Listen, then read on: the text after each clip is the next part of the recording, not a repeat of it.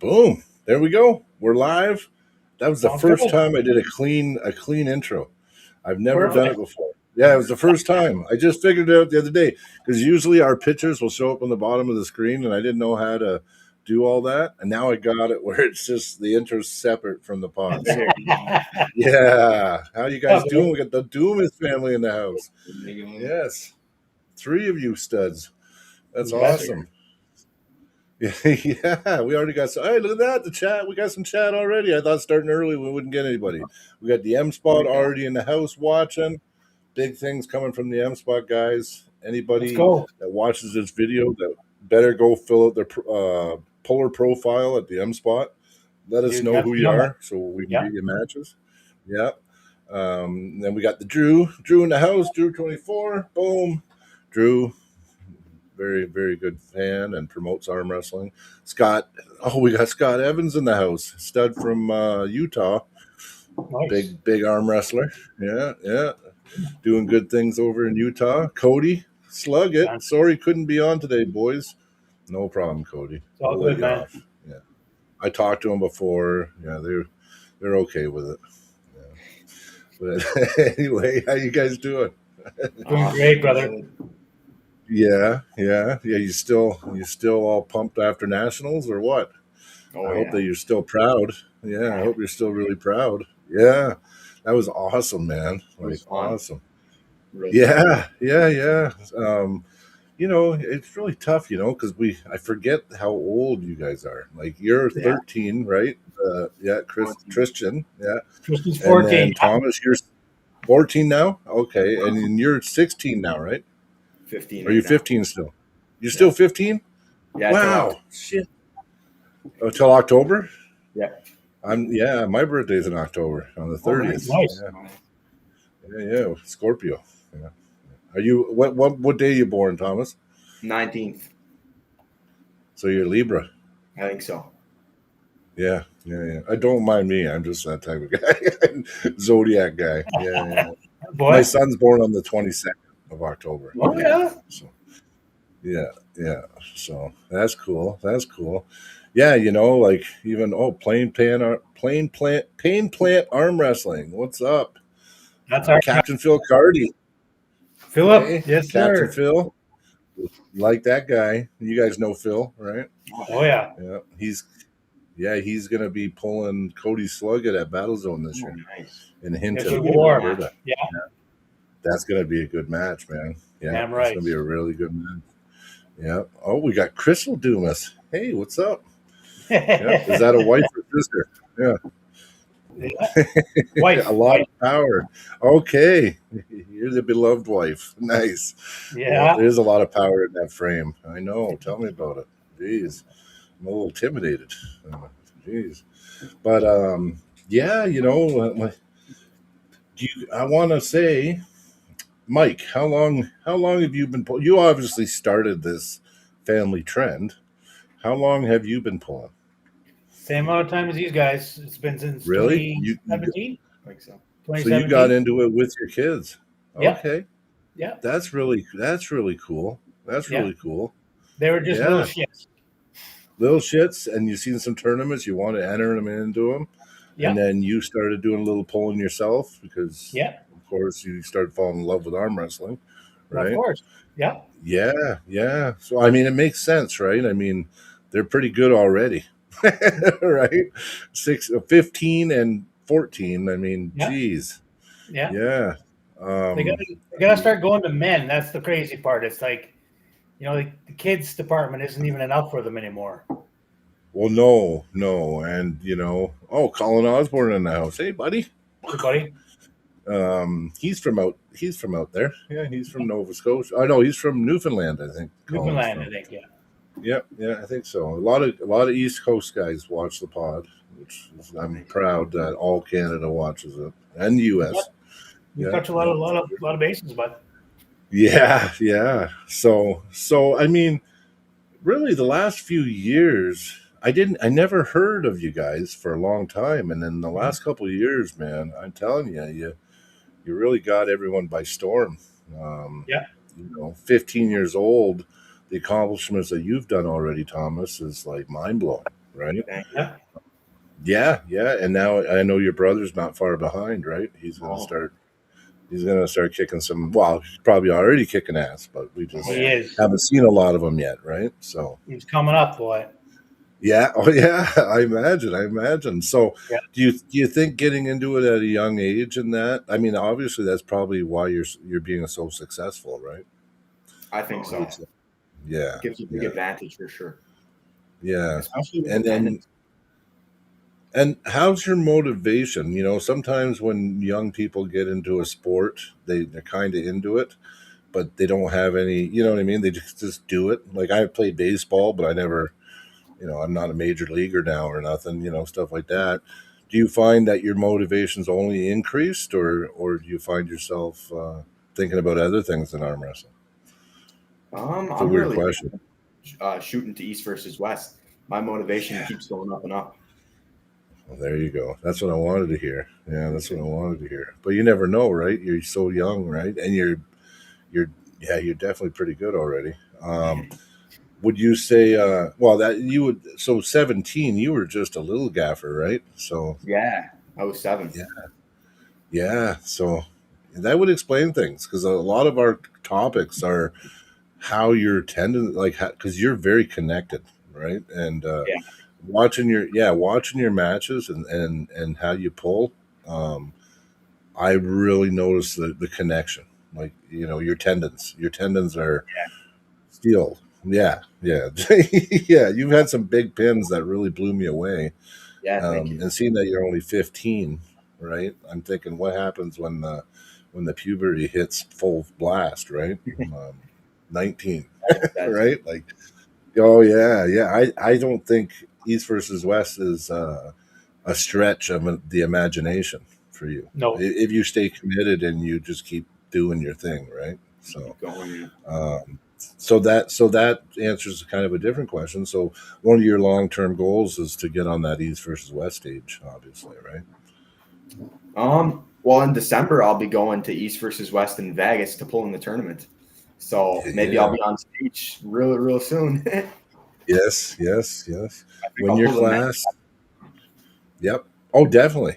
Oh, yeah. You Okay. have no problems, man. No problems there. Yeah. I don't even know if I question whether you even need to pull juniors at a Canadian level now. I mean, do it Yeah, anyway, but might yeah, as well. yeah. Yeah, you might as well. I mean, yeah, why not? Yeah, Or it's the hard use part. the juniors as a warm up. Yeah, Yeah. yeah, yeah. Do you have any ambitions on maybe one day going to WAF or something like that? I might go to WAF next year. We'll see how it goes in December and go from Hmm. there. But Okay. WAF So you would be do good. have. So you're eyeing Ottawa. I hear Ottawa is still a go, so that's a good thing. Yeah. Yeah, There was a very lot good. of speculation. Yeah, there was a lot of speculation on maybe it's not in Ottawa, but I'm being reassured that it is in Ottawa still. So Okay, that's Okay, good.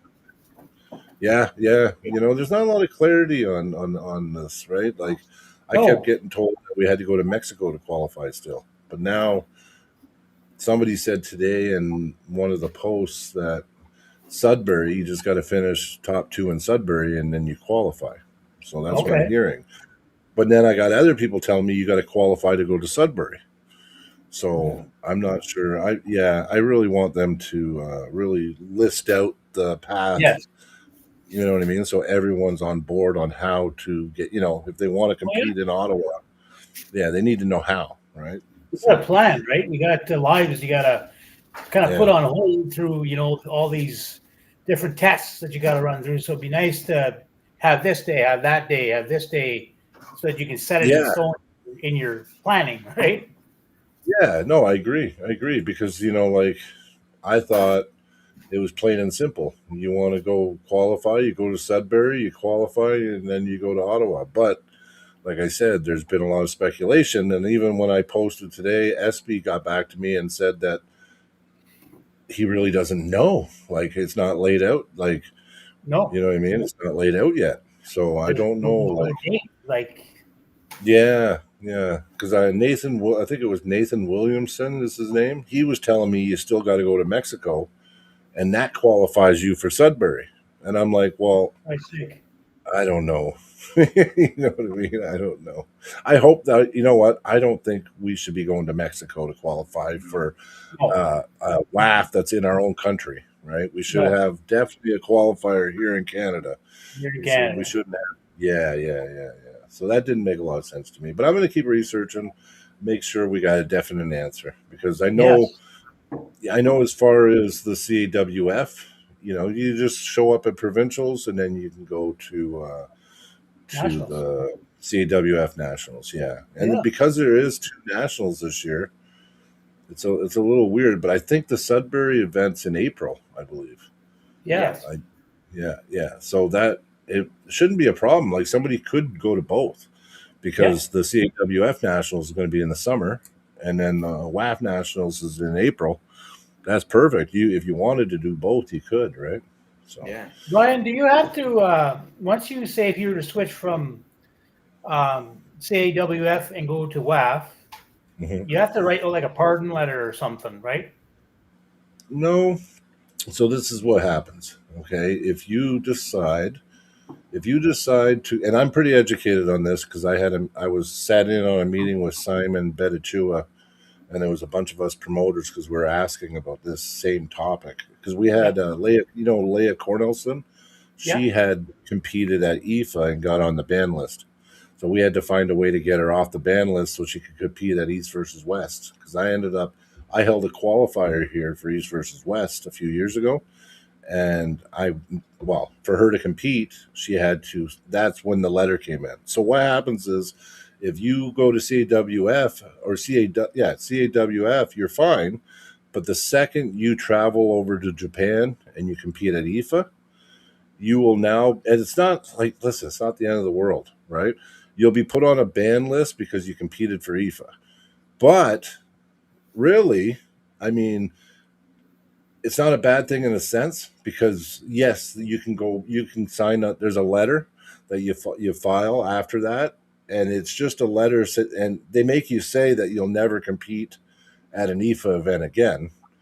But talking to Simon Betachua, he said, listen, if you're a guy coming up and you want to start having a taste for international competition, you go to IFA, that's fine, right? They look at IFA as a lesser organization. They look at it as it's less competition, but it's still decent competition and it gives you experience. This is leading into advice from me.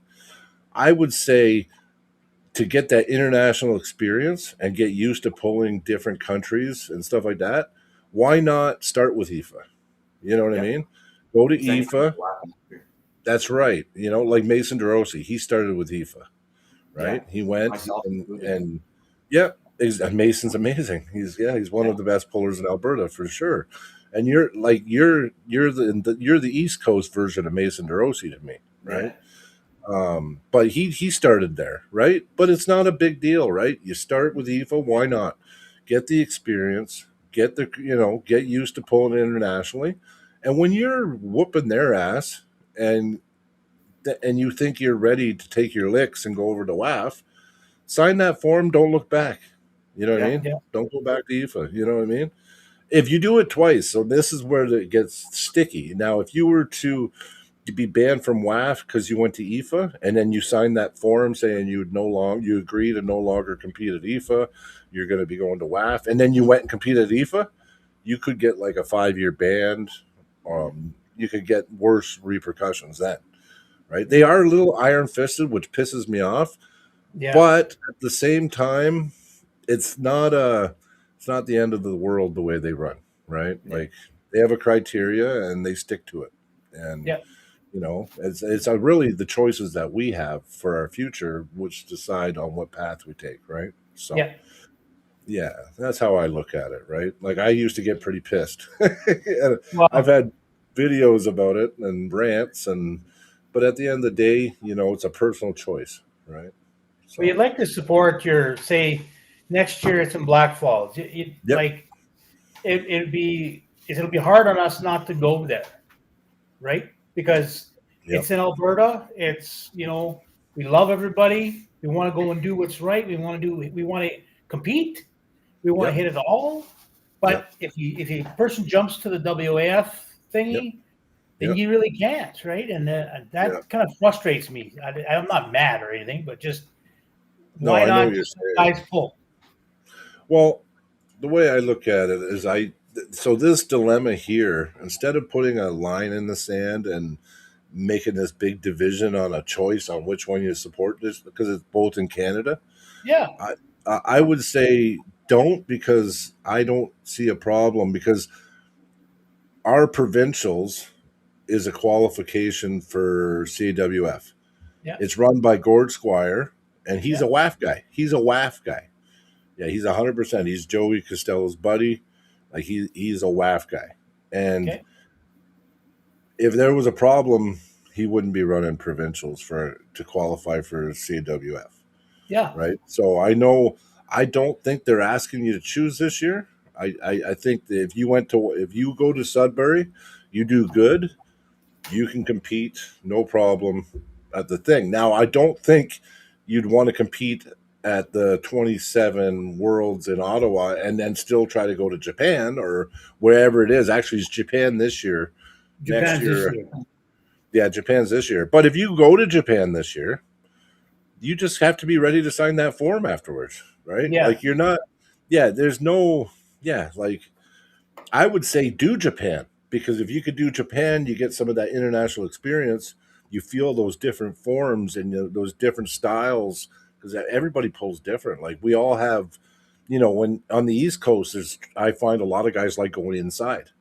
Yeah. On the West Coast, I find a lot of us top roll. You know what I Yeah. mean? Like there is different train pulling styles based on where you train, or you know what I Yeah. mean? And it's like that in the world too. You'll see Yeah. different forms and different styles of hooks that you never really felt before when you start pulling like the Bulgarians and the Ukrainians and stuff like that, which I've been able to do because we had a lot of Ukrainians move to Alberta, so it's Yeah. been kind of nice. I picked up a lot of stuff, right? Yeah. So, yeah. So it's nice when they moved here, right? Because then it's like, okay, they're bringing their training, their philosophies. Like Eugene out of Medicine Hat, he's an amazing puller, Yeah. and he's helped us actually climb. The level of Alberta's climb because he came here, and then he Yeah. started training our guys, and then it doesn't take long to start washing off on everybody else around, right? That's So it. yeah, and I mean even with you young guys, Thomas, Tristan, when you start going to these clubs and you're training, you're going to have a lot of influence on other people that come to your club and train with you.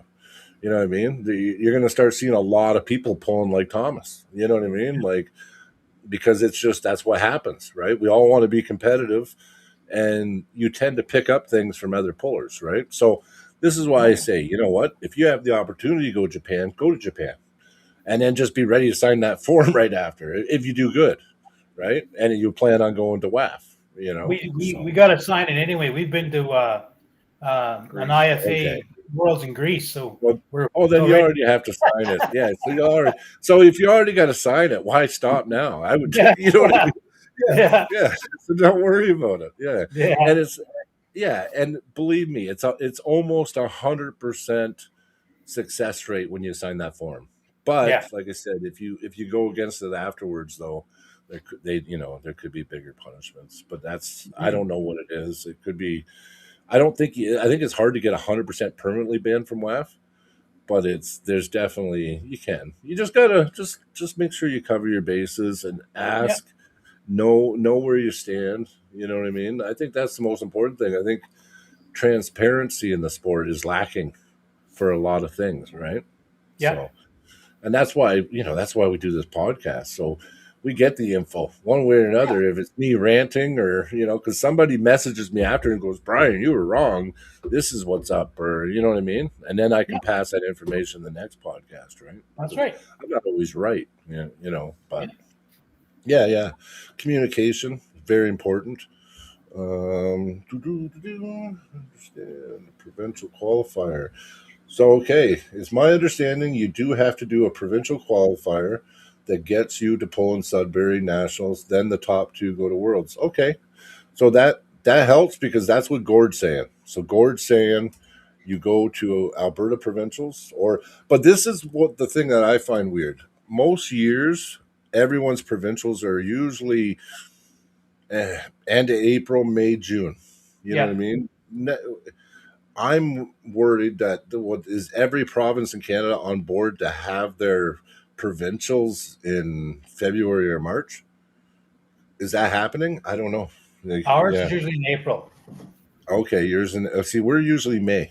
Yeah, we do ours in May. No, every year is always in May. Yeah. But this year we're getting forced to do it in February.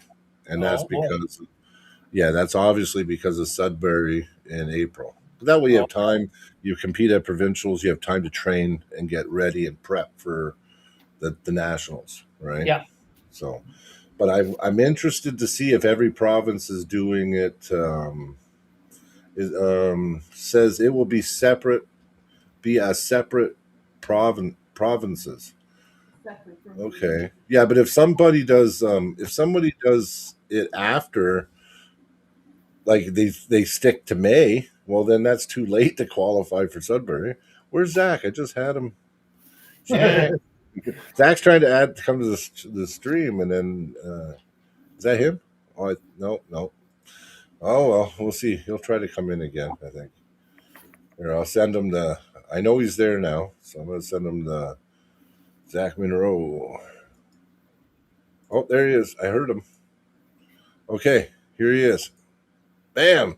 The assassin. Sorry, Zach. I was trying to let you in, and you just disappeared. Yeah. Boom. You got audio? You don't hear him yet. Okay. Yeah, it's because somebody has. Yeah. He's just setting everything up. Yeah. Let my earbuds charge for a couple seconds before I can turn them on. Okay. Yeah, you're good. You guys know Zach Monroe, right? He's left and right Canadian national champ from 2025. Yeah. Or 24, I guess. I don't know. In Regina. He won it in Regina. Yeah. So, yeah, I seen him there in Regina. Yeah, you guys were there, right? Yeah. Yeah, that was where I got injured. Yeah, that sucked. Yeah.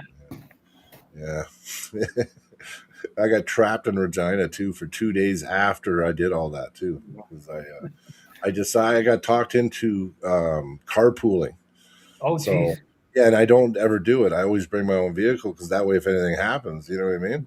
Sure enough, I ripped everything apart, and I had to sit there 2 days with my hand like 5 times bigger and my arm all swelled up. Oh yeah, it was horrible. Yeah, but everything worked out. I mean, geez. Yeah, there we go. There we go. I got confused. I was looking at Zach's background, thinking, "Man, did Matt join the pod?" Am I? We got a pretty good crew over there. Yeah, my phone was going there. Yeah.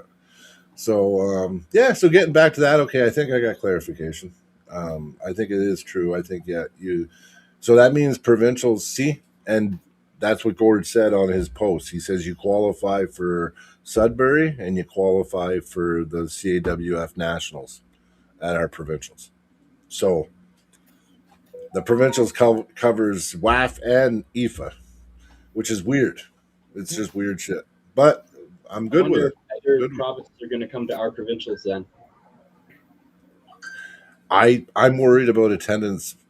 I'm worried about attendance for. Well, no, because what we were saying is some province. I mean, that means every province has to do their provincials before April, because April is the WAF qualifier, the nationals. So that's interesting. Yeah, it's going to be weird. We're going to just see how it all plays out, and I'm sure there'll be drama along the way of some sort. And, I can guarantee you that. Yeah. Oh yeah. Yeah, I love arm wrestling, boy, but man, do we ever act like high school kids sometimes? Yeah, lots of drama. Yes, tons and tons. Yeah. So, so you guys just train like as a family, or you guys have a club that you go to and train at all the time? Pain Plan Arm Wrestling. Yeah, that's right. Club. Okay, Pain Plan Arm Wrestling. Okay, nice. Yeah, we grew from like 4 to I don't even know how many now. You got a big club, yeah. Yeah, it's getting pretty thick. Pain Plan Armor. Is that like who is that? Is that Chris That's Jody Gallant? Harper, Logan Jody LeClaire. Harper. Yeah, Okay, so he makes the PEI. handle. Yeah, Oh, you guys are in PEI. Okay. yeah, Okay. yeah, Yep. Yep. Pain Plan. Yeah, that's who makes the handles is Jody. yeah, Yep, that's right. yeah, I was going to come down and compete at last year's. He was going to do an event in August, yeah. and I was supposed to pull Solomon Latimer. No, I was Oh, supposed to pull Sean Ross. I was supposed Sean to. Ross. oh yeah, Yeah, that's Sean one. Ross. Yeah, I Yeah. want that match. I still want that match. Yeah, yeah. If I've Thomas been wanting doesn't that. beat him up too bad, you can have him. Yeah, I know, eh? I know. We were just talking about that. I know. You know what? I did predict Sean to beat you, but I Yeah. don't know what to think, man. I just went off paper, and I think it's a good match. Like, I think, Fun. no, it's a weird one in a way. It's kind of a weird one, but it's a good one. Oh, yeah. Yeah. So, how did the match come about? How did this happen? We were trying to get a match for me at this event, and I couldn't think of Yeah. anybody. And he popped in my Oh, head, and I asked, and he accepted very quickly. So here we are. And he Nice. beat my dad twice, so I want to get some revenge. Okay. You want to get some revenge on him? Yeah, yeah, yeah. Well, no, I think you definitely have lanes, and yeah. Listen, it's going to be really good. I said in my analysis on the match, I just think that like because your explosion and your power and everything, you might just flash them and stuff, Yeah. but you kind of you go into his sweet spot a bit with Mhm. your style. So his sweet spot is what I avoid if I'm going to pull him. So Yeah, that's what I'll be doing, very likely. yeah, you might want to alter just make a small change Oh, in yeah. the I direction, know. and I think you're good. Yeah. I'm not going to say too much because I don't wanna, Yeah. I'm not It's been sabotaging. ironed out. Yeah. Yeah. See, I would low hand what I felt out of Sean is because I'm a different puller though, right? I don't have that. I don't have that explosion in the tendons you got at your age. But I would be low handed myself. Yeah. His hands when I felt it, and I only pulled him once. He beat me, but I was very new. I was a year in, and I got the stop and took his hand, and I just got over excited. I was like, yeah, and then all of a sudden he surged and then got me, and then I was like, oh, if I would have just reacted and pinned him, like you know what I mean? But Yeah. and then and then he was really shocked. He's like, how long you been pulling? I'm like a year. He's like, what? And then he's like, this is what you did wrong. And he was really nice. And he Yeah. told me, Yeah. he goes, you were squeezing my hand and I could tell where you were going. He goes, you were like an open book and you still almost got me. And so he's like, and then he was just giving me tips. He's a really good person. And I'd like to pull him. Nice I guy. want to pull him too. Yeah. So I wish you a lot of luck. And Thank you. but yeah, his spot, he feels like he's strong, like here, yeah. you know, like Yeah. Very strong. yeah. But you've obviously pulled with him and practiced with him before, then obviously. I haven't practiced with him, no. But Jody's beaten him quite a few times. So Yeah, I have some Jody guys. has. Who Yeah. Well, And I Jody's know kind not of, to do him. yeah. And you pulled Like him. you said, right? won't Yeah. grip and Yeah. stay out of his hand. Just he's got his thumb is tiny. It's So, like Yeah, that. it is. It's a little baby thumb. Yeah, well, Yeah. like yours almost. Yeah. yeah. Like that. Yeah. Sean Yeah. Ross. So actually, I guess, yeah. So I can't give you advice because you got like the same thumb. Yeah. Yeah. You hate it. Well, Yeah. I found low handing, like just not even low handing. I just went with the motion, and he cracked his hand trying to hit me. He went to hit sideways, and I kind of went this way, and I came up over his hand, and then I had his hand. Because when you kind of go with him, he wants to pin you so much sideways that he ends up with when you kind of go with him this way, he loses his hand, and then you end up on top. Yeah. So, did hey, he Zach, do you have any?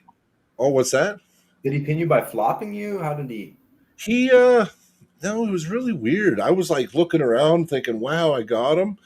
And then he like dug in and got around me a bit and then drove and then got me on my bicep and pinned me. It was really weird. It was my inexperience. I had everything. I gave it all back to him, and he pinned me. Yeah. Yeah. Yeah. No, he didn't really. He didn't flop me, but it was. He definitely he surged and like second hit me. Like after I got the stop, he surged. He got kind of out of my hand control and around here, and then he just kind of drove sideways, and then he just pinned me. Yeah. Well, Side pressure the shit out of you, man. yeah, he did. He did. Yeah. Like if I would have went first, I would have probably got him. But Yeah. like I said, I wasn't even supposed to. I wasn't even supposed to stop him. Sean, my corner, Sean Crowther. He goes, Brian, low hand him, and if you get the stop, you did good. Because Sean showed up and had a super match with Josh Bellin, right? Like he came in, and so like Sean didn't think I had a chance, but he said if you got any chance, low hand him, and you might be able to stop him. So when I stopped him, I was just like, yeah, see, I did, I stopped him, and then I went, oh shit, and I lost. But like I said, I was a year in. It was actually my second or third. Yeah, I think it was. No, it was like my fourth pro event, so I did okay. Nice. I was going to say Zach Thomas Dumas, his young brother. 14 and 15. Thomas is still 15, and his brother Tristan is 14. Like, what do you think, man? I know you're a fan of him. Yeah. Did you have any questions you wanted to ask him? Because I know the thing is I know a lot because I've been watching and studying, and it's like before I ask the question, I already answer it in my head, so I don't ask. Yeah. He wants to. East versus West is definitely their probably both of their goals. Is that your goal too, Tristan? Yeah, probably. Yeah. And then yeah. And you and your brother, do you guys do a lot of trade? You do. I know you go to the club, pain plant, arm wrestling. Do you guys do a lot of stuff at home too? Or do you keep it all arm? We don't do too much table time. We tend to get quite sore, but with the pulley work, we can get really, really strong. Well, not. That's what I was going to ask you. Yeah. That's what I was. Because everybody trains different. See, I do about 15 to 20% table time, 80% specific pulley work, arm. You know what I mean? I'm the same way, and I do train a lot now because I need to get better at arm wrestling. So, but I only go about 60% at practice, and that way I can go. Yeah, so the next day I can go right back into my routine. Yeah, and that's how I train personally. I once a month or once every 6 weeks I go a little harder, just at practice, but just to do it. Yeah, but I know Zach. He does a lot of just arm wrestling. Yeah, Zach, cool. Yeah, he's the opposite. He likes to just arm wrestle as much as he can. Table time man, right on. Yeah, he's a table time guy. Yeah. So, what do you practice with Zach? He's Red Deer too. I practice at Red Deer, and then I practice with this. This is my second team right here. Yeah, right on. His second skin. Paper thin bands. Yeah. Just go through motions.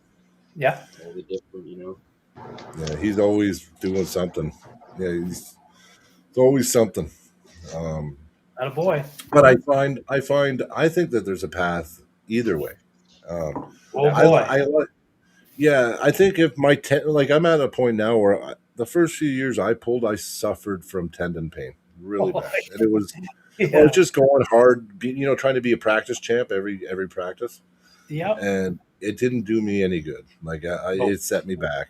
Yeah, it was because I couldn't train because my arm hurt too bad, toothaches. You know what I mean? And then I started trying to listen to Matt and Sean because they used to tell me, well, no, you can pull more, but just do like 60, 70, and like don't worry about getting pinned.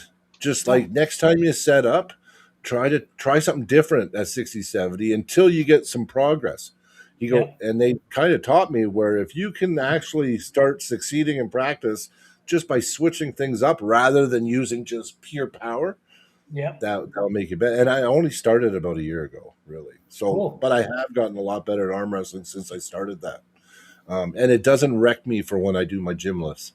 Because I still like the gym lifts. I have a lot of fun with them. Something I can do with by myself and be intimate kind of with the weights, where it's like it's like my thing, and that's what works best for me. But like, it's just funny because, like I said, Zach has got to a Canadian national champ level.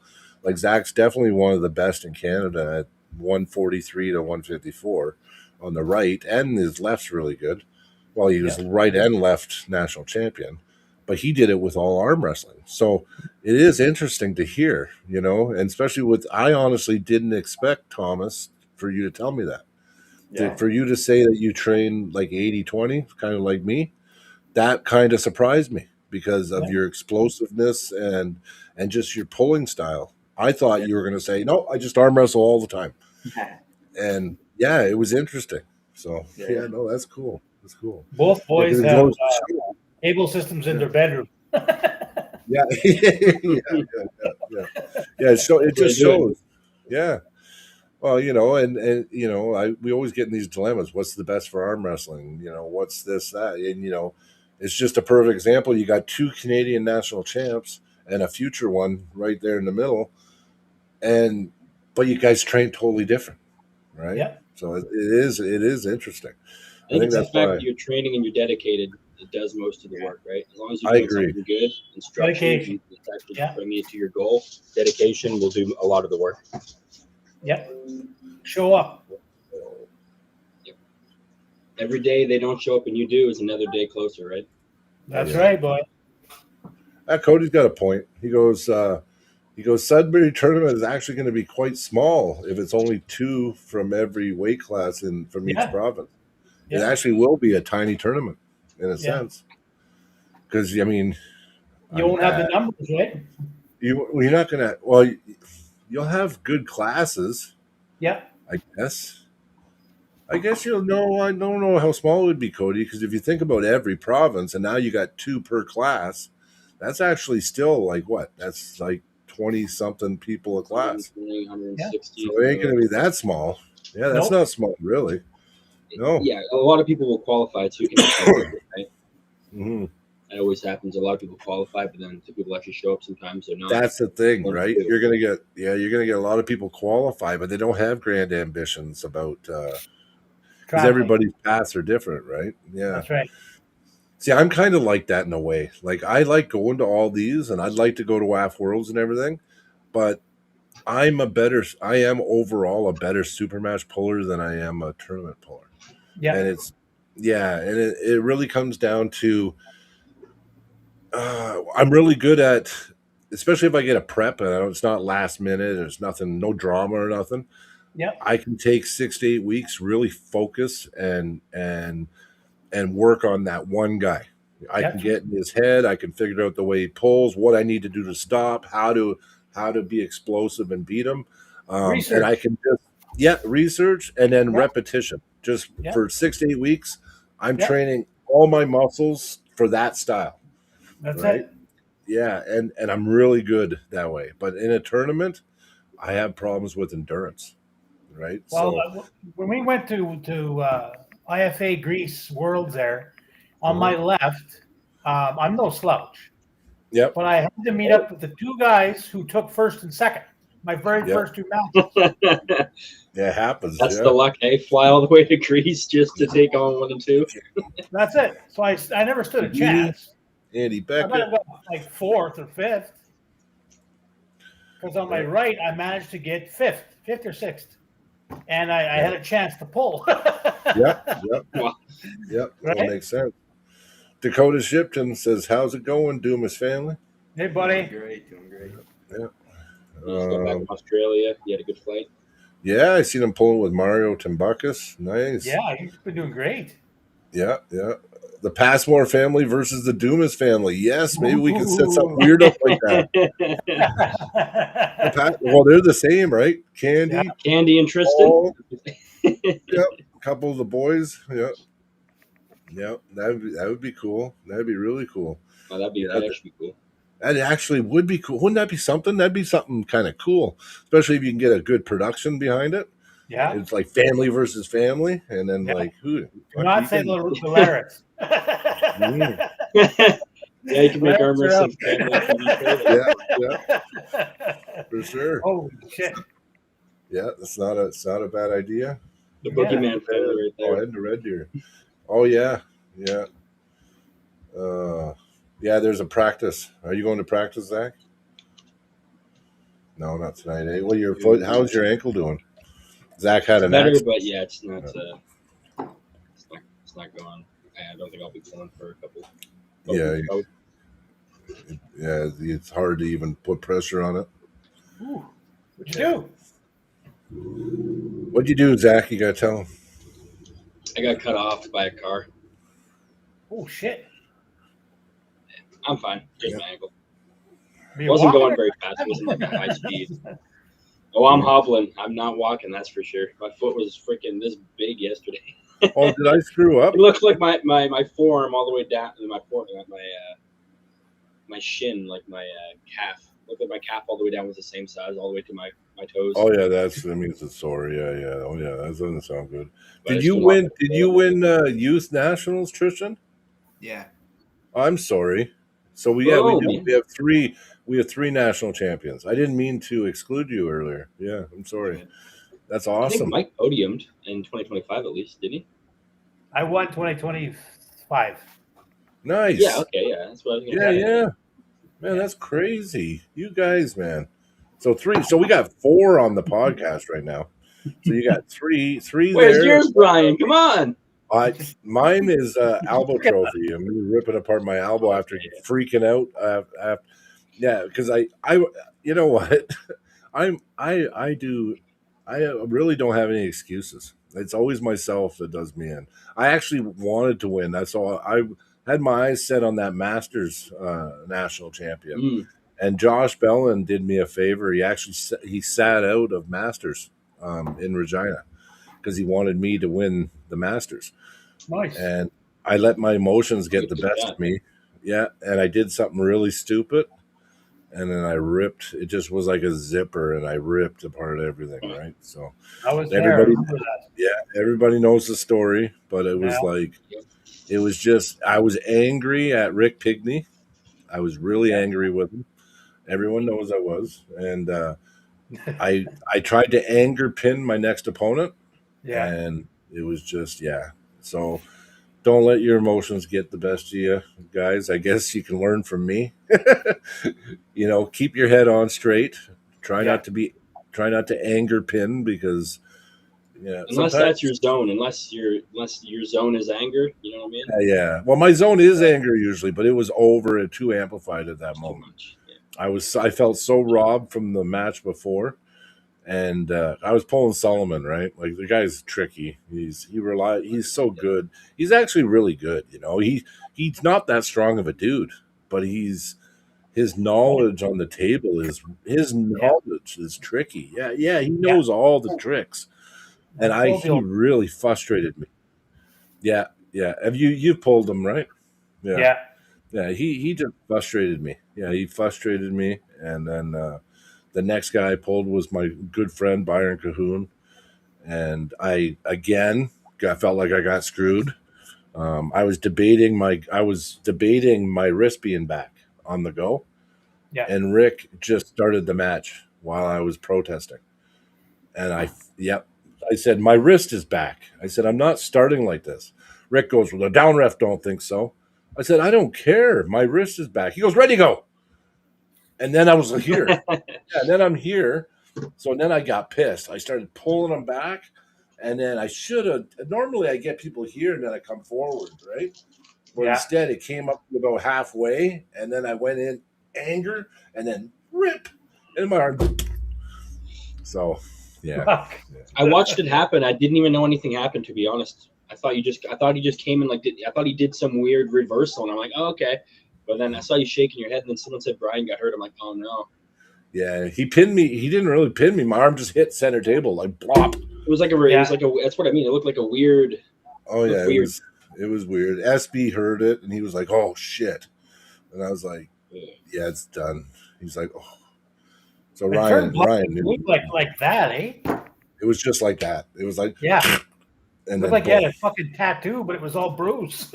Yeah. Oh, it was, and my hand went like this big. Like, I know. For some reason, my hand swelled right up. Loaded. But it was my elbow. But my hand's the one that swelled. Is because the one I did the MCL and the UCL, and the one is right by the nerve that goes right down into your hand and fingers. Yeah.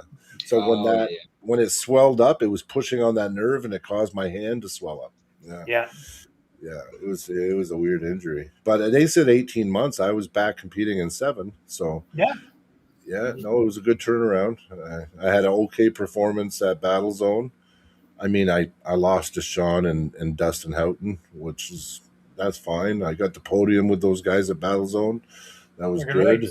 Yeah. Then I had my match with Len and did really well. And then Sean, I mean, I'm not really Sean. That was just a match. It was just a weird match, but that's fine. We're good now. So everyone, no more boo-hooing out of me. Sean and me are back to being good friends again.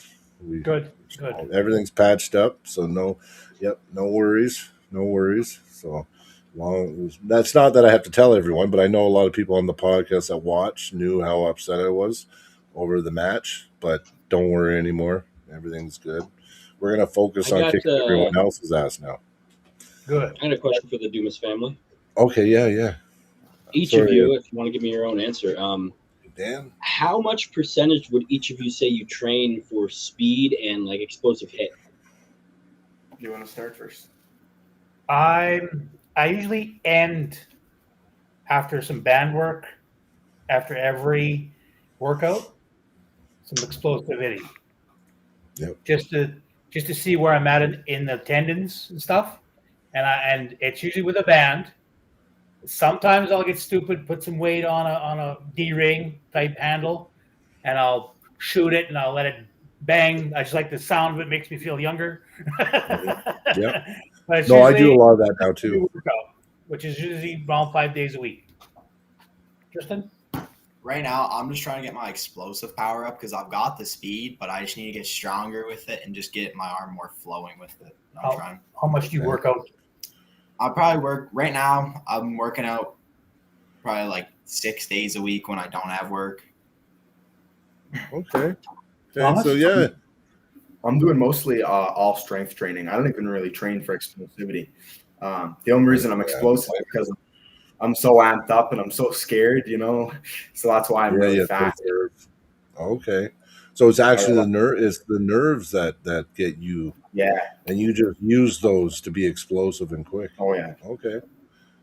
That makes sense. And I would say, don't worry about your explosivity because you got it. And both you guys are very all you guys sound like you're explosive. So top end is, keep adding the top end because you never get enough of it. One thing that I've changed recently that I can maybe help to give you some advice. I was focusing a lot on just arm wrestling specifics for a long time. And then I started feeling my strength plateauing. And I added in a few core exercises again. I added my bench press back in again. And I noticed all my other numbers that were kind of flatlined are all starting to climb again. Nice. So, yeah. It's core exercises. There's a lot of argument. Oh, you don't need to do bench press, or why are you working your biceps? And it's like, well, listen. You know what? You're right. It's the small muscle groups, it's the tendons and everything. But just like any strength sport, you have to attack your CNS. And if you're not doing that, what happens? And a lot of power lifters get this problem. They will start certain exercises. They'll start plateauing where they're not getting PRs. Their PRs are like almost non-existent. They throw in core exercises again. And then that central nervous system, it gets stronger and more, and it allows those other muscle groups to now get stronger again on top of that. Yeah. So like deadlifts are really, really good for CNS. Oh, yeah. I personally can't. My back I'm getting older. I'm an older man, so squats and deadlifts are hard for me. But I find I get a good core workout when I do my bench press. I'll do JM press, bench press, whatever. But it's my pressing power, my core power, my inner power. It all goes up a lot when I start benching again. So I just recently started benching again. Now all of a sudden everything else is starting to feel lighter. So it's just try it out. If you're not doing it, just pick one So there's your three, right? Squat, deadlift, bench. Those are your three power movements. Any powerlifting contest, those are the big three you're going to do. Just pick one. Just do one. Yeah. So whether it be deadlift, squat, or bench press, try adding one of them to your routine, and you might find bigger gains in those smaller exercises, those more precise exercises you do. You might see a bigger increase in those exercises. Yeah, That's what I reckon. Yeah, yeah. I mean, you can look it up and do the research, but it's a thing. It's definitely a thing. And Oh yeah, they I say don't know. deadlift is the best to target that CNS.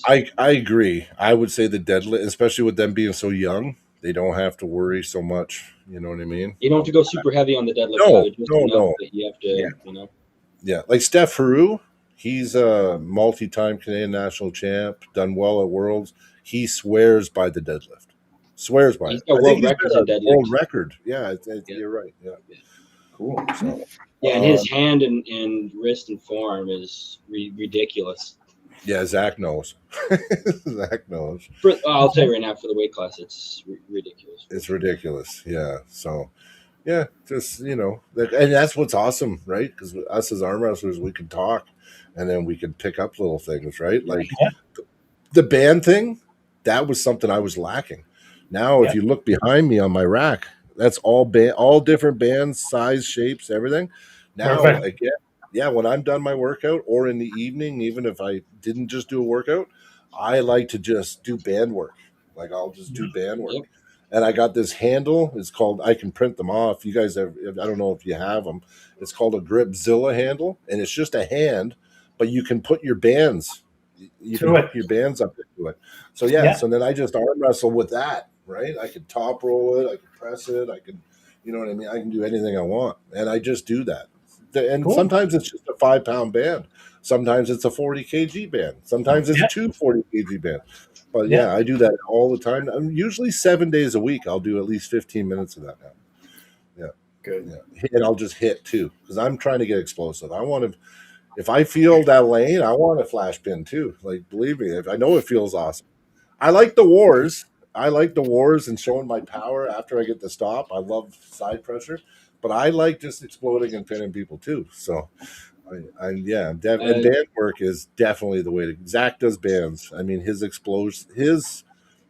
fast twitch muscles are next level too. So, how do you train, Zach, for speed? Most of my speed training, I'll do like either a super light band, or I'll find somebody on the table who's a fair bit stronger than me, and I'll train with speed with somebody who's stronger than me, because I find if you train speed with not enough resistance, you're not training yourself to be fast and strong. You're just training yourself to be fast. I've seen lots of guys who overtrain just being fast, but then, kind of like Tristan was saying, doesn't have that connection to kind of follow through with how much speed you have. So you kind of have a limiting factor. Right. So that connected surging explosivity is kind of more so what I train than just raw speed.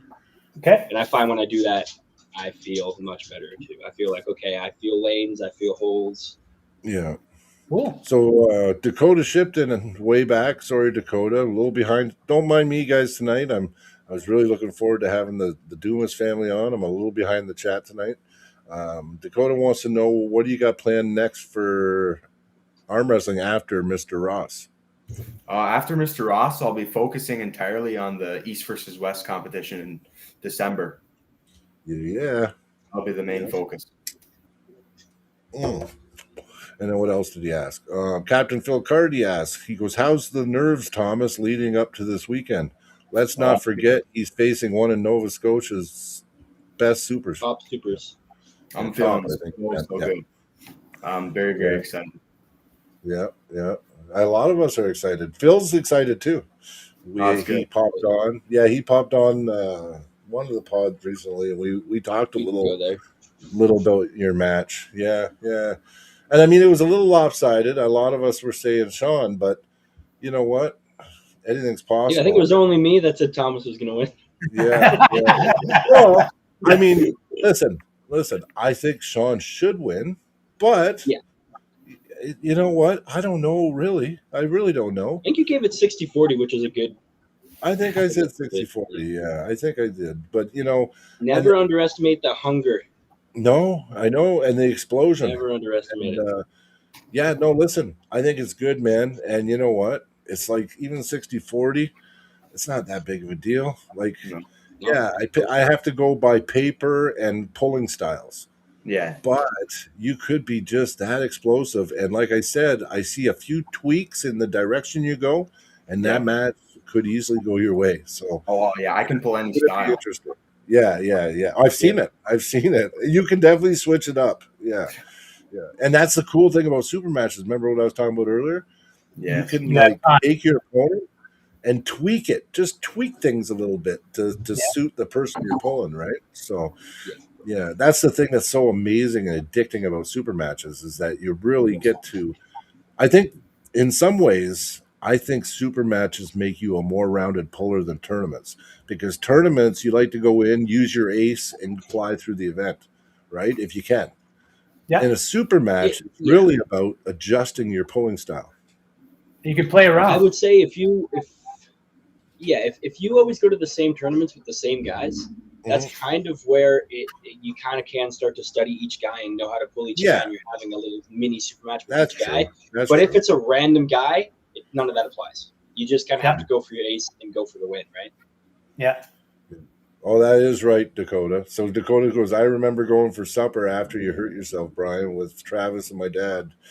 Yeah, I know. And I was in shock. I was in shock. I was pure white in shock. My hand was swollen up. And I was just sitting there, and they were all laughing and talking, and I was in my own world. And Travis just kept going, you're in shock, aren't you? I'm like, yeah, I think so. He's like, yeah, man, don't worry. You'll be okay. I know you're thinking about a million things like arm wrestling's over. And he goes, don't worry. I've already had that happen 3 times. I'm like, yeah. Yeah. I was going to say, Travis knows if anybody knows. Yeah, exactly. Yeah. Ryan Boucher in the house. Hey, brother. How you doing? Sheldon Tefrenenko. Boom. There's a big stud, eh? Yeah, I hope you're training, Sheldon. Hope you're training, buddy. Table time. I know Sheldon doesn't get enough table time. This guy's a beast. He's a monster. Just came back to arm wrestling for about a year. Was out a long time. We got Sean Ross in the chat. What's up, Sean Ross? He goes, Thomas, if you beat someone over 55, it's elder abuse.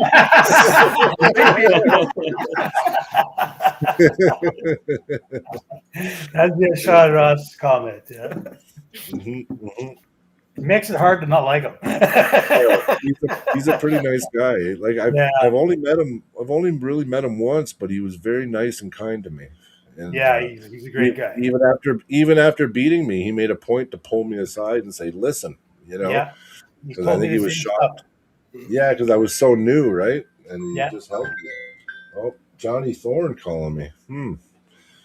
Johnny Thorne's a good puller that we need to see you back on the table. Yes. Yeah.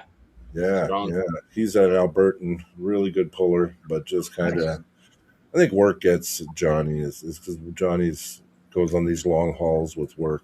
So I'm catching up, guys. I'm starting to catch up to these chats. Right on, buddy. Yeah, somewhat. Just hard to say. What do you say? It's just hard to say a 15-year-old will beat Rossi, although Thomas is very talented. Yes, that was Phil's problem. Phil was trying to comprehend Thomas beating Sean. He's like, well, justify it in his head, and he had the biggest problem. Yeah, he's like, I just can't do it. I can't do it. But you know what? Listen, I can do it because if you put Sean, Sean, it's just like he's a freaking tank, right? But he's lost a little of that edge of that explosion where I think Thomas definitely if I go on explosiveness, I got Thomas ahead of Sean Ross. Even though Sean can be very explosive too. I've seen him be explosive in matches, but definitely, right? So it's hard to say. It's a good match. Is it going to be live streamed? Are we going to be able to watch it? Yes. Hopefully. Okay, good, 100%. good. My wife can't make it, so she told Andrew, the organizer, that he bloody well better have it on where she can watch, or he's in trouble. I want to see it, man. I got to see it. Yeah. I got to see this Yeah. shit. Yeah. That's what, Saturday or Friday? Yeah. Saturday. Saturday. Yeah. It's gonna be good, man. It's gonna be good. Gotta bring this up. I'm all messed up again.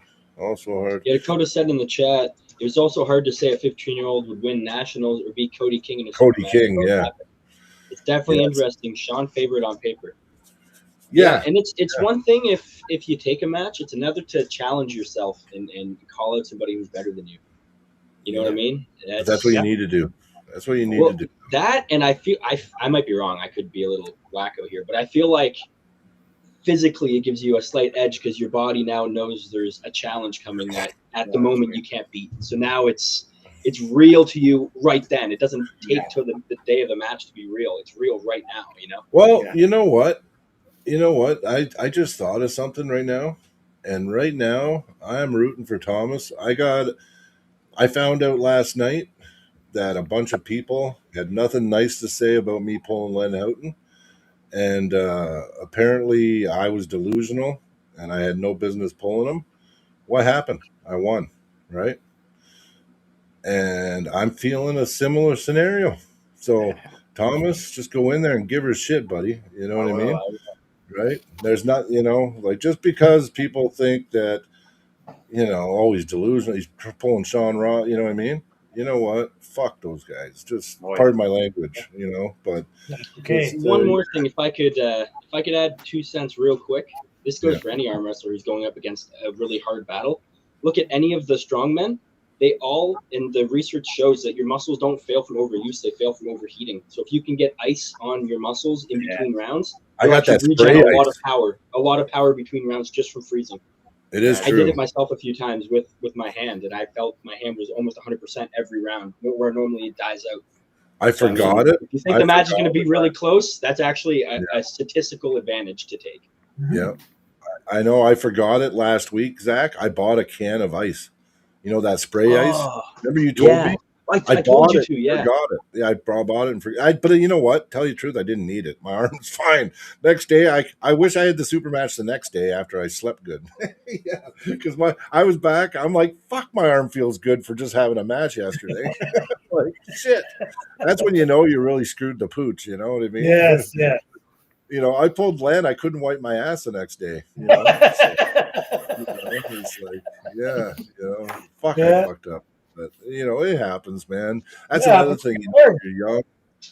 I guess if I could give you advice too, guys, use those nerves. It sounds like you use those nerves good. So I sometimes let the nerves bug me, and then I don't sleep sometimes the night before, or I've under certain circumstances, the nerves have destroyed me on the table.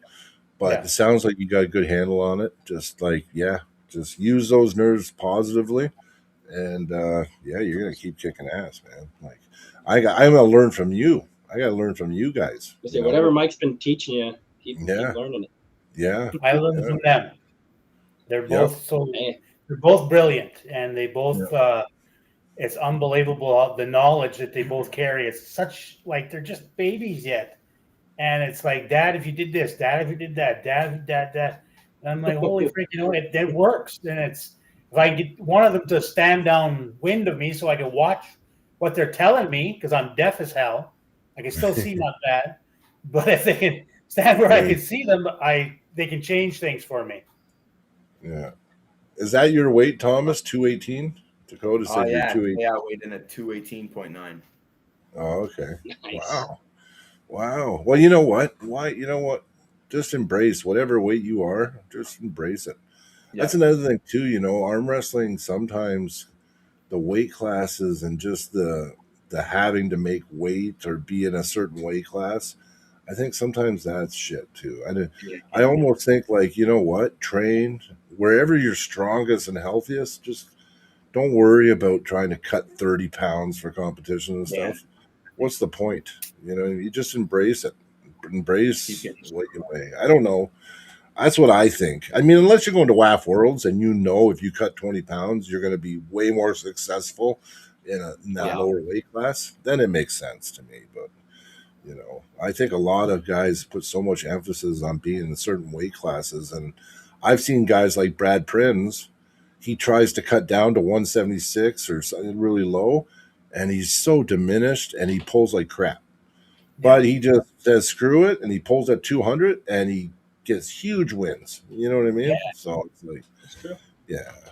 Just be healthy. I think being healthy is the most important thing in arm 100%. wrestling. Yeah. Brian Shaw told them both that their caloric intake has to be 3,000 plus. Yeah, Plus, yeah. yeah, Yeah. it's true. And he knows that. He knows what it means to be strong. Yeah. That's one thing we have to say is, Yeah. Brian Shaw is learning how to arm wrestle, but Yeah. when it comes to being strong, they're 4-time world Listen strongest to the man. people that are the best at the field that you're trying to listen, study, man. right?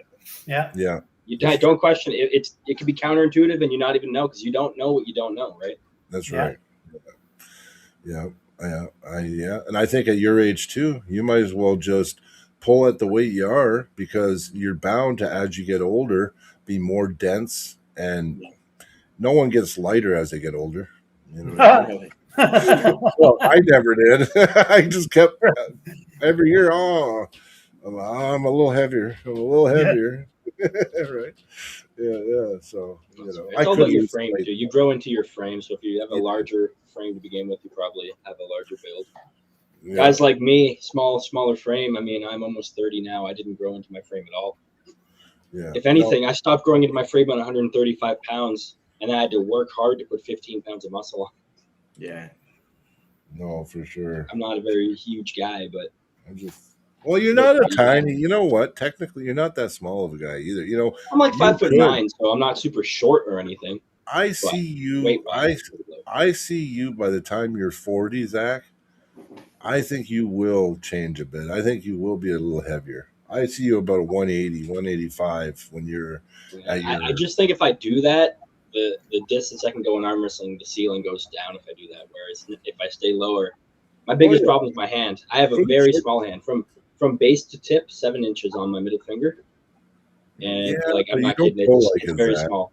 You don't pull. Most like children have larger hands. I know, but if I go up to 185 and the guys are working just as hard as me and they have twice the size of a mitt and they're working just as hard, that's a huge disadvantage I'm giving myself for no reason. But we'll see. Just telling him. Better though, like sometimes you don't even need your cup. That's true. No, It's true. I always train with guys heavier than me. Always. It's not like I just Yeah. know that there is an advantage, and I know that I feel 10% better if I go down a weight class hand wise. Mhm. If I Yeah. go down to 143, I feel like I'm dominating 9 out of 10 hand fights. I know what you're saying. Dominating, not even having to defend anything. I just have it all in me. Where at 154, it's a 50-50. Sometimes I'm good, sometimes I'm fighting. Arm Wrestling Revolt One, said that Tristan had an opponent break his arm at Nationals. Was that Yeah. traumatizing for you? No, you're okay. What happens? I mean, Tristan did nothing wrong. No, I know, but sometimes hey man, when other people, I know that I'm very fortunate no one's broke their arm pulling me yet. Because you remember that injury at that last event, Zach, in Lethbridge? Oh, you were reffing it. Well, Ken Frank was almost puking. Yeah. I told him, I said, listen, honestly, maybe don't ref. This isn't for you, buddy. He couldn't. I'm good under pressure and stuff like that. Thank Yeah. God, man. But it's bad when those things happen. It was nice to see that guy at Black Falls. Yeah. I was gonna say, luckily, like even a couple weeks ago with Ali and stuff, he's with Ali, life threatening or anything. He's doing good. No, and Ali will come back. He'll be even stronger after. So, Ali pulling Justin Bishop in the beginning of their match, he ripped apart his elbow. Yeah, I was watching that live. Yeah. So that was pretty brutal. That was a brutal injury. I got him a chair, and then I was holding it together, and I was feeling to make sure his bone. I was checking to see if there was like a compound fracture about to poke out or something, but the bones were all in line and everything. Everybody was really caring. You know what was crazy about me? When I did my injury at Nationals, it was just like, oh well, you can just hang out for a couple days. No one wanted to take me to the doctor. No one offered to take me to the hospital. Nothing. I got nothing. I was just like, oh, okay. I guess so somebody lent me a sling. So I just put my arm in a sling and I just. Guy wasn't there when it happened. I found out later. No, I know. I But saw it happen, but I didn't know you got injured. I'm just saying though, like, you know what I mean? Like, I was really shocked that I just Luck of got. the Oh draw. well, hope you're okay. That was it. And I was, you know, I'm like, and I said to myself, I said, well, what are they going to do for me here? Like, they can't do surgery here or nothing. So I was like, well, I might as well wait till I get back, right? So that's all I could do. Yeah, yeah. And I wanted to leave so bad. I was like, oh, maybe I'll just take a plane home. Did you get a good steak in you or something? What's that? Did you get a good steak in you or something for supper Tonight? that night? Oh, that No, night? that night. Did you at least Oh, I had something. I ate with that night. I ate with Travis and Dakota and Roger, and I don't even know if I ate. If I was able, I don't know. I don't even remember eating. I had food, but I don't know if I ate it. Yeah. So, oh, we lost Zach. Yeah, yeah, yeah. But hey, that injury, you know what? I almost wouldn't change it. Oh, it's okay. Oh, yeah, we got your voice back. I almost wouldn't change anything. Actually, since then, my elbow is stronger than it was before. My side pressure's up huge. I almost feel like everything healed way stronger than it did before I even injured it. So, Okay, good. you know, things kind of happen for reasons, man. Like, Definitely. You know, yeah. Because now it's like my side pressure numbers are ridiculous, and Nice. they weren't that high before I injured my elbow. So I think, yeah, you do these injuries, yeah, you come back stronger. For right? sure. Yeah. Brian, Tristan's just going to jump off here. He's got to get. You got to wake up in the morning. It's getting late for you guys. Yeah. I'm sorry. Thanks for having me. Yeah. Oh, yeah. No problem, buddy. I'll be watching for you, man. You just keep kicking ass. Yeah. Keep training and doing good. Okay, buddy. Guys. Okay, have a good night. Yeah, I know, because over there right now it's 9:45. It's almost 10 o'clock. Yes. Yeah, I know. It's Yeah. 6:45 here, so I'm just like chilling. Oh yeah, I'm gonna go in the hot tub in a bit and relax. Nice.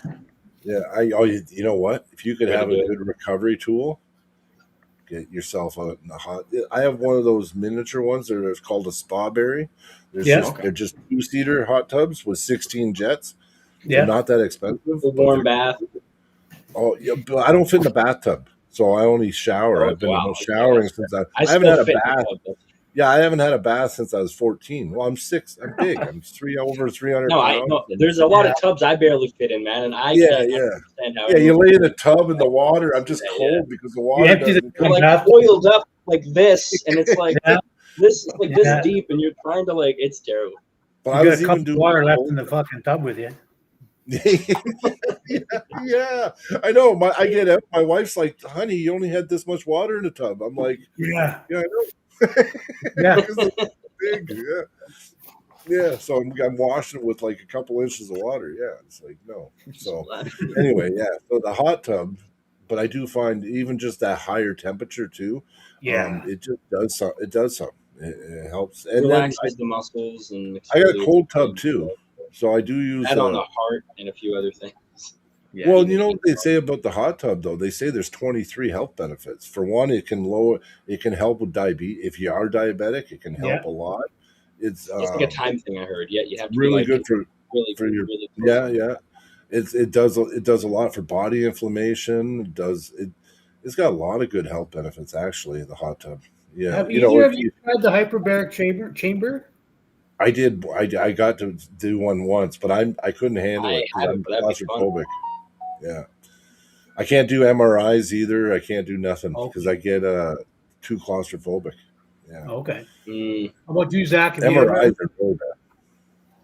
No, but is that where they raise the oxygen or lower it? They raise it. Raise it? Yeah, they raise it. Yeah. Okay, yeah, and the pressure too. The pressure's definitely goes. They gradually, slowly bring the pressure up. Yeah, and it just forces your it does a lot of good. Eddie Hall, you watch Eddie Hall, he's got his own at home. Yeah, Devin Laird does too. Devin's got one in his house too. Okay. Yeah.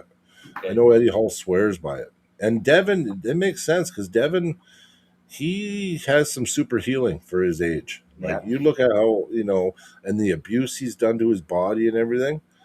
I mean, whatever he's doing works. You can take all the compounds and all the drugs and all the steroids in the world. You can still get benefits from doing certain things. It's not like you know what I mean? So Oh, I agree. definitely. I agree 100%. And there's lots of good natural things that are, you know what? Wait, it always comes down to recovery, right? Like Yeah. it's you can only work out to a point Your body only where, heals when you sleep, right? Unless you're taking something. Your yeah, body that's doesn't when you heal. release any You're not human resting growth enough. hormone. Yeah, anything like that gets released while you're sleeping. Um, yeah, like I'm just learning. Like I like to beat myself up to where I'm kind of damaged and before a match, and then I heal for a couple weeks, and then I'm really strong. But I'm trying to find a fine line of getting to a point where I'm not actually damaged. You know what I Yes. mean? Like, Yes. and if I haven't figured it out, and I think that's part of arm wrestling too.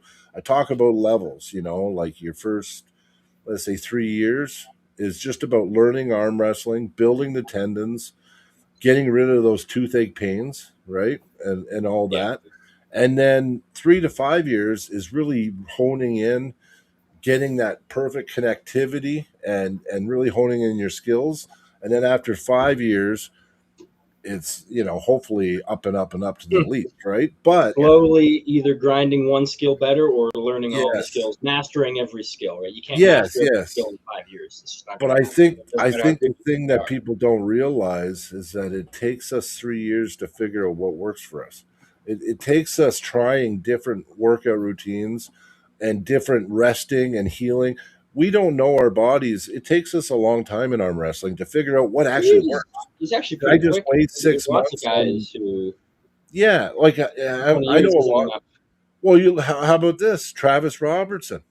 He has exploded. The guy's listen. He went from being mediocre to one of the best in Alberta. But really, he always worked Maybe hard. He Canada. always lived heavy. But it took 4 or 5 years for him to find out what really works for him. Yeah. Now the guy does mainly band work, and he doesn't do nothing the same as he did 2 years ago, and No. he's smoking everyone here. Yeah, So he's I real. think that the journey of arm wrestling is really just it's nothing happens overnight. What I'm saying is like you're never just gonna like Brian Shaw. Yes, strongest man on the earth, whatever. But you can't expect the world out of him. He's got to figure out. It's going to take him this long to Yeah. figure out what truly works for him to Yeah. in arm wrestling as far as recovery, proper routines, response to different workouts. You know what I mean? We talked about Thomas. He does a lot of weights, a little less table time. We talked about Zach. He does mostly table time. But I Yeah. think that is why I always say it takes. I always say 5 years to see someone's potential in arm wrestling because Yep. it's a journey, right? Like we're going to trial and error. I started with the conduit method. I did all hutching stuff when I started. It worked to a degree, but now I use a little bit of that with a little bit of this, a little bit of that, and a little bit of this. Yes. But I had to. It took me 5 years. Like I'm on my fifth year now arm wrestling. It took me that long to figure out what actually works, right? So Yeah. it's a journey. Yeah. It's rest, recovery, workout, finding a system where you best respond, right? You might not find that. You might not figure it out. You got this guy telling you to do this. So you try it for 3 months, okay, you try this guy, he says, "Oh, you're doing it wrong." And then you try his way for three. You know what I'm saying? But after a while, you start saying, "Well, a little bit of what I did from him works, but I really got good results from doing a little bit of that guy's room." You know what I mean? Eventually, Yeah. exactly how your body responds, and then now you got your true potential shining because you've put the puzzle pieces together. And I don't think arm wrestlers talk enough about this process because really the best advice to give anyone is to say, give yourself 5 years. And it's Yeah. like, in a Don't rush nutshell, it. don't rush it. Yeah, that's what Yeah. exactly simple. Don't Don't rush rush it. it. It's a learning curve. It's a way of life. It's a process. There is no take my program and I promise you'll be a Canadian national champ in 1 year. There is no such thing. Like there's no such No thing. way. No, No. no, no. And you get what you put into, right? So whatever system you find works for you, if you're not, when you put in and you work hard, you get something out of it. If you Oh, yeah. just slack ass and just think that, oh, I'm just great, yeah, you might be really natural at arm wrestling and you'll seem really good and we'll talk about you. But 5 years later, people start surpassing you. And then we're like, yo, you know what I mean? Like, yeah, you were really good, man, but now you're average, So That's I've right. seen it, right? Yeah, it's weird. It's weird. But I know Mr. Brian, He's trying to educate everyone. But I just noticed, and looking at young Thomas, right, and his young brother, they started when they were just little guys. You know what I mean? Yeah. And Thomas is already he's arm wrestled double.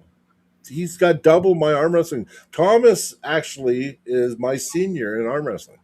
I started in 22 at the end of 22. Yeah. November. It was November of 2022. I found arm wrestling.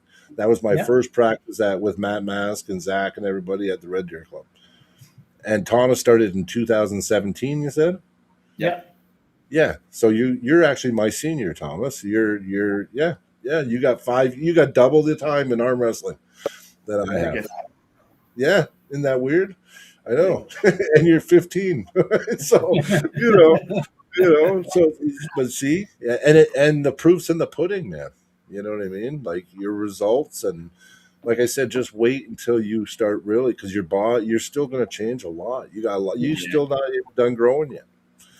Yeah. So anyway, good on you, all you guys. I love it.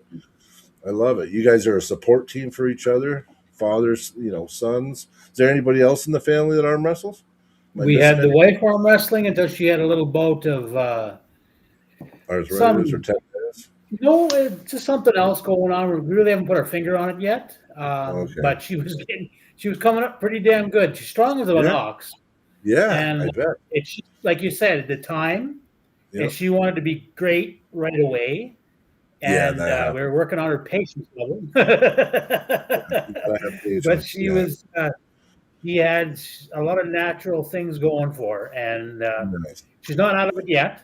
Like we might see her come back again. Yeah, right?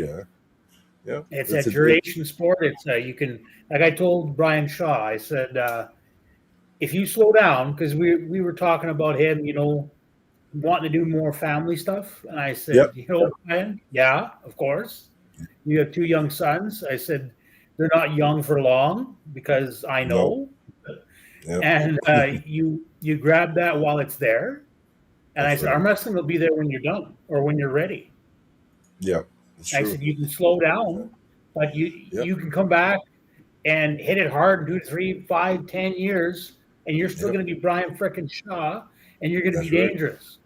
Yep, it's true. Right? It's 100% if true. He closet trains for 5 years and really doesn't present himself out to the public, but imagine in 5 years if that son of a bitch walks up and says, I'm ready to go. Oh my God! I don't want to pull him. I was trying to when he first started pulling. I was trying to volunteer to pull him, but then it wasn't long after. I was like, I might have missed my chance. I'm just going to leave it alone. Yeah. And then I tried going after. I wanted to pull Big Loss. Yeah. And you know why? Because I'm big fans. I'm not former. I still love strongman. But I'm a big strongman guy. I've always followed strongman. I've always loved strongman. I've watched it my whole life. Favorite strongman's Bill Kazmaier. He's my all-time favorite. Oh yeah, he's the greatest ever in my mind. But nice. But yeah, I love it. Right. So yeah, I'd love to pull a strongman. Like Sean got to pull Rob Frampton. I want to pull Big Loss. Sean told me not to because he honestly said I would smoke him. But I don't care about that. It's not about that. It's about because Lawrence Chalet, he's won like 9 European strongman titles. Like, you know what I mean? That would be special to me to arm wrestle him. Yeah. Win or lose. If he beat me, I'd be happy. I'd be just as happy. But it'd be cool, right? So I keep throwing it in the air. I want to pull Big Loss. Yeah. And whether I smoke him or not, I don't know, but I would like to pull him. And he's got the same time in arm wrestling I do. He actually started the same year as me. So, like, we're exact same on our time frame in arm wrestling. So I thought it'd be a good match. So hopefully, if you're Big Loss, I know you're not watching, but why not? I do want to pull you. Yeah. So, if you ever see me at Arm Wars, hopefully that's who I pull is Big Loss. Yeah. So I got different goals. I don't have grand ambitions like really, other than just names. Yeah, I even said recently, I did focus. I was really happy I beat Len, and I was gloating a bit about my ranks and everything. But I started thinking afterwards, I don't care about the rank, but I really do care about the experiences and the people that I'm pulling. That matters a lot to me. So Yeah. now going forward, it's going to Yeah. be about the special. It's going to be about the specialness of the match. You know what I mean? So like, if I can pull Big Yeah. Loss, that would be huge. Or if I could pull another strongman I really think highly of, that would be amazing. Right? So that's my goals. Hell My yeah. goals going forward is names. I just want to take some names, just to have that Yeah. experience, that bond with the people that I look up to. Yeah, yeah. And that was what it was with. I looked up to Len a lot. Like Len doesn't realize how much I really idolized him. He's like 61 years old. He's still one of the top guys in Alberta, and Yeah. multi-time Canadian national champion. I think he's got some world titles. Like, yeah, it was really special. So that's what I want to do going forward. So, yeah. So, Mike, what's next for you? This weekend we got to go to Halifax, and this Andrew Yakimovich, he's having this arm wrestling competition where Thomas is pulling Sean Ross, and I'm going against Brett Landsberg. He took the super heavyweight first right hand. Okay, nice. He's the best Right now, so I got not for long. But his left is hurt from a previous match, and so we're gonna go right. And then maybe Patrick McKinnon. McKinnon. Sorry, McKinnon. on the Would left. that be both right arm or right and you're left? gonna pull him left. Wow, Yeah, I'm gonna do if he wants to. I'm rooting for you. He's good left. Oh yeah, He's really good left. but And Brett's really good I'm right. sorry, guys. Yeah. I was going to ask you, Mike. I'm biting off big chunks of pie. What's your preferred arm, Mike?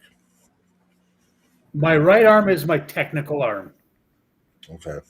but my left arm is weird. Like some days it's just like, ooh, I don't even know where it comes from. Yeah. Mm-hmm. Okay. Hand up. You're yeah. That's Motion, good. maybe. Yeah. So I'm all right. I'll battle either one. I don't care. I'm starting to try to battle left. It just still feels retarded on the table. But, Takes time.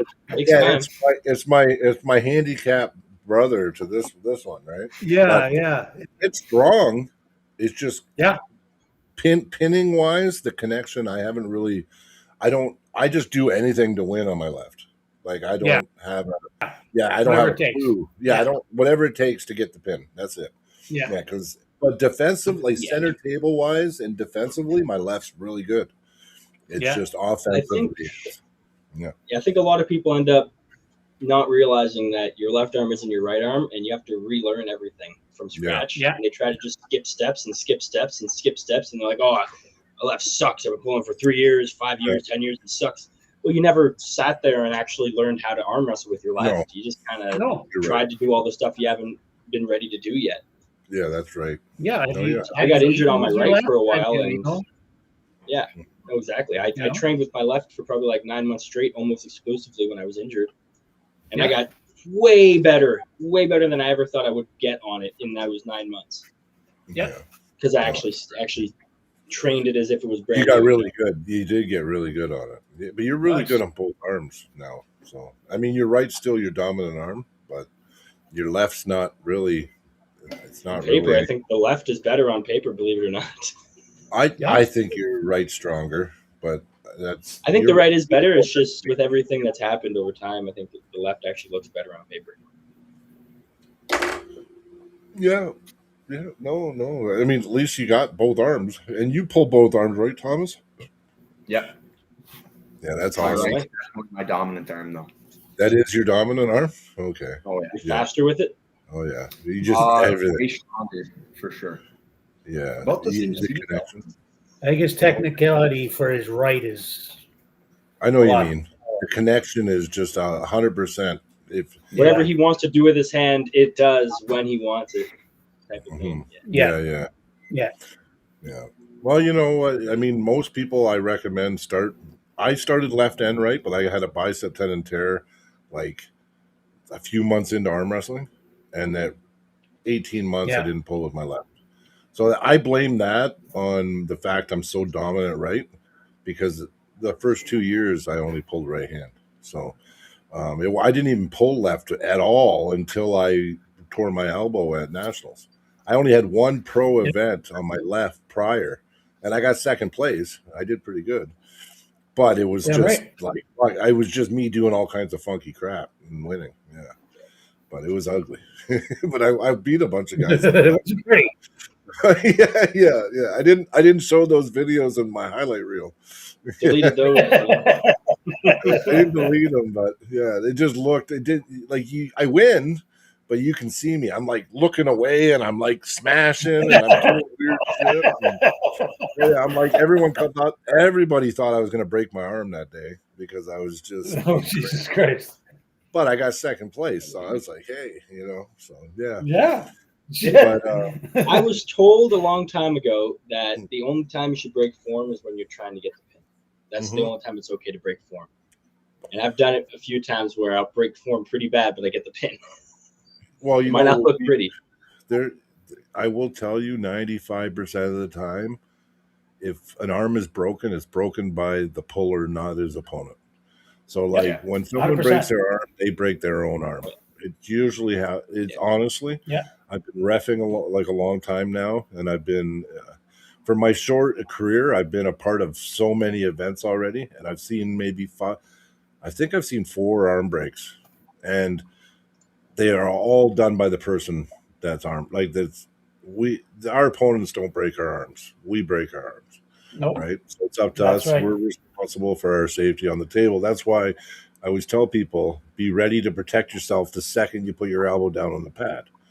You have to be conscious of your positioning all the time, right? It only takes a second. It takes 13 pounds to break the humerus, right?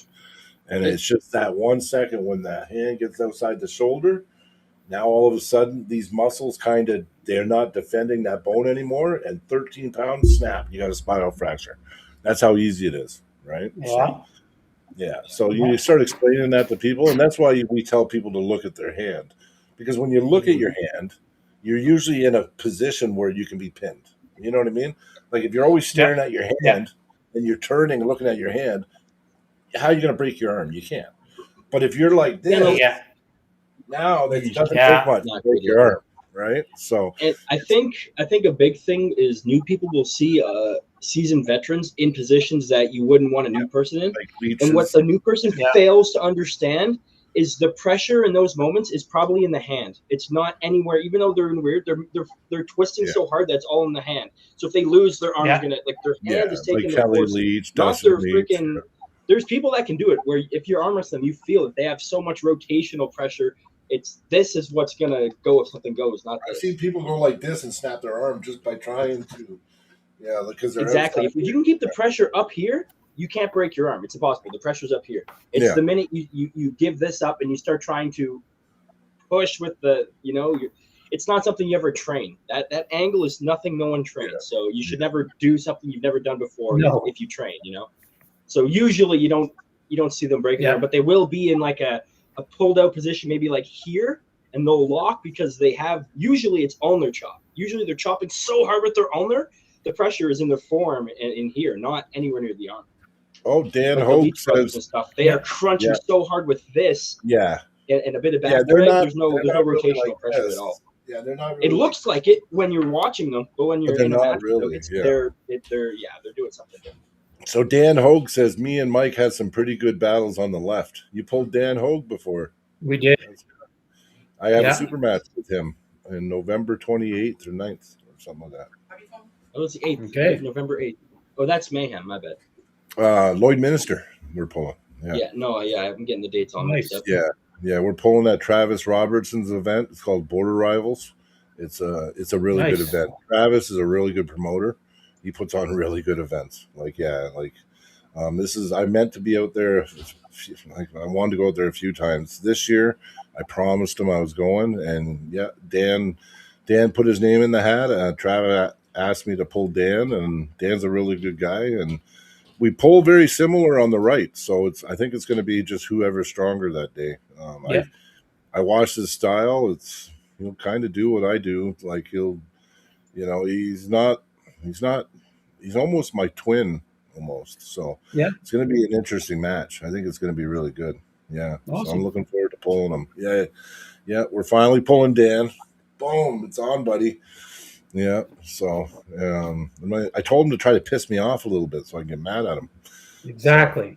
Yeah. So you can start soon if you want, Dan. Yeah. It's okay. Anytime. Yeah. But he's a good guy. I got no ill will. Yeah, I got no ill will towards Dan. He's a really good person. So I had to tell him right straight. I said, anything that happens on this table, I'm not. I don't mean it like. Yeah. You know. Yeah. He said, "Just bring it on, big guy." And I'm like, "Fuck yeah. The way I see it, anything they do beyond basically nothing and being neutral is a compliment to me, because that means they have to go beyond to think they have to beat me. You know what I mean? I take everything at the table as a compliment. Oh, you need to fire up to beat me? Good. You know, I like that. Fires me up. Well, Cody, it's easy to say that. Cody goes, I would also say you're dominant right because you don't put much effort into your left. Even now, you don't. I know I don't. But maybe I'll start. Who knows? That's why anyone's bad at anything. I'm not good at rocket science because I don't do it every day. I've never done it. If I do rocket science every day and I've been doing it for 5 years, I'll be pretty freaking good, or I'll be better than the average guy. You know? No, for so sure. If you barely pull on your left, it's just like anything, really. There's few things that translate one-to-one to something else. There are a few things, honestly, but there's very few. Oh, for sure. Like fencing and boxing, the footwork is really, I would say that passes over. Fencing? Yeah. I never thought of that. Fencing footwork is really good for combat sports. Like you're really on your feet and balancing your weight. It's kind of similar to boxing in a way, because you got your jab hand, and then you got your power hand back, right? Yeah. And it's all about body positioning and balance and dodging and weaving. It's one of those things. It's actually pretty close. It was Bruce Lee that made the connection. Bruce Lee would do fencing to work on his footwork for boxing. Yeah, he literally did fencing because he saw how quick they were.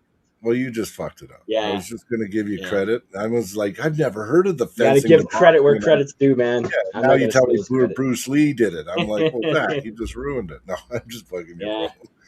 Well, listen, you know what? I don't know where your dad went, but I'm thinking it's late for you guys. I don't want to keep you up late night. Thomas is just being a trooper, staying up with us. Yeah, he's a trooper. But listen, we'll get you. You know what? Have your match with Sean, and then one night, if you guys are free again, hopefully we can get you back on. We just get you back on another night. Yeah. If you got time. Yeah, we'll get you on. You're welcome on here all the time. So whenever you got a match coming up, if you want to promote something, just give us a shout. Let us know. We'll make time and we'll get you on the pod, like for anything you need, because this platform is for you guys. Like it really is, guys. Anybody in the chat too. If you got a match coming up, you want to promote yourself. This is why me and Zach. This was our whole dream when we started this podcast. It's for you guys. Yes. We want an outlet for our Canadian pullers. We want you guys. We want you guys in the States. Watch out. We got kids like Thomas Dumas and his brother and his dad. We got some beasts coming. The beast from the East, right? So, but anyway, Thomas, you have a great night, man. And you guys as well. I hope you kick some ass this week. And Thank you. We'll talk to you soon, brother. Thank you for having us on. Oh. Yeah.